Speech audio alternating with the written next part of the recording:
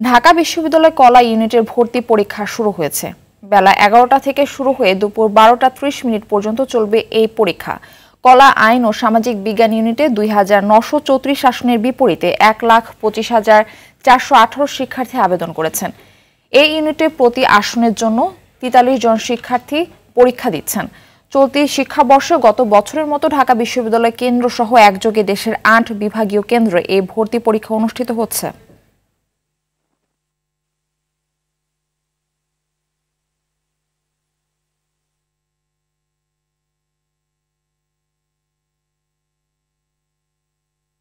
এই ভর্তি পরীক্ষা আয়োজনে বহু বিনিদ্ররা আমার টিম কাজ করেছেন। আমাদের এই টিমের সমন্বয়কারী হিসেবে আমাদের ডিন, সম্মানিত ডিন কলা অনুষদের এবং তার পুরো দল কাজ করেছে। ঢাকা এবং ঢাকার বাইরে ৮টি বিভাগীয় শহরে আমরা এই আয়োজন করেছি, দেশব্যাপী আয়োজন।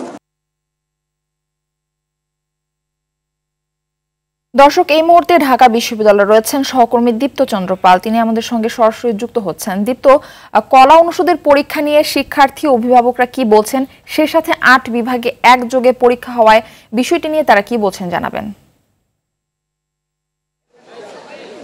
মারফি, আপনি যেমনটি বলছিলেন যে পরীক্ষা কিন্তু সকাল ১১টা থেকে শুরু হয়েছে এবং বেলা ১২:৩০ পর্যন্ত চলবে। ইতিমধ্যে ১ ঘন্টা পরীক্ষা অতিবাহিত হয়েছে এবং আমি যদি একটু জানিয়ে রাখি, পরীক্ষা কিন্তু ১০০ মার্কের হবে, যার ভিতরে কিন্তু এমসিকিউ ৬০ মার্ক এবং ৪০ মার্ক কিন্তু রয়েছে বিষয়ভিত্তিক যে পরীক্ষা সেটি রয়েছে। এবং আমরা দেখেছি সকাল থেকেই পরীক্ষার্থীরা কিন্তু তাদের পরীক্ষার হলে আসছেন এবং যে নির্দেশনা ছিল ১০টার মধ্যে পরীক্ষার হলে উপস্থিত থাকতে হবে, সেই নির্দেশনাটি কিন্তু মেনে পরীক্ষার্থীরা এসেছেন এবং আমরা দেখেছি পরীক্ষার্থীরা যাতে নির্বিঘ্নে আসতে পারে সেজন্য কিন্তু এই যে ঢাকা বিশ্ববিদ্যালয় এরিয়ায় ট্রাফিকের যে ব্যবস্থা এবং আইন শৃঙ্খলা রক্ষাকারীর যে বাহিনীর সদস্যদের বাড়ানো হয়েছে, যাতে পরীক্ষার্থীরা নির্বিঘ্নে পরীক্ষার হলে আসতে পারে এবং কোনো ভোগান্তি ছাড়াই পরীক্ষা দিতে পারে। এবং আমরা একটি বিষয় লক্ষ্য করেছি, ঢাকা ইউনিভার্সিটিতে এবার যে পরীক্ষা হচ্ছে সেখানে যে অভিভাবকদের বসার জন্য বিভিন্ন জায়গার ব্যবস্থা করেছে, যেটি বিগত বছরে ছিল না। আমরা কিছুক্ষণ আগেই ঢাকা বিশ্ববিদ্যালয়ের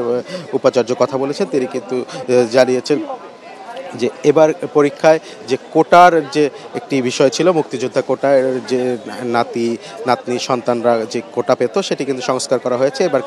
এবার শুধু যে মুক্তিযোদ্ধাদের সন্তান রয়েছে তারাই আসলে এই কোটার আওতাভুক্ত থাকবে, এছাড়া কিন্তু অন্য কেউই এই কোটার আওতাভুক্ত থাকবে না, এমনটি জানিয়েছে। এবং এবার এই পরীক্ষা থেকে এইটি কার্যকর হবে বলে আমাদেরকে জানিয়েছে উপাচার্য।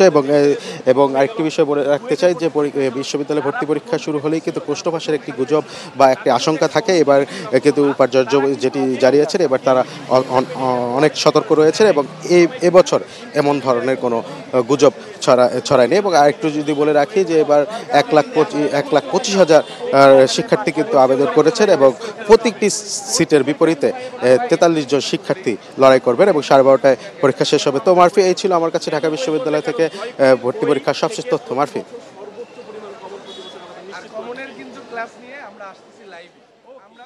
ধন্যবাদ আপনাকে।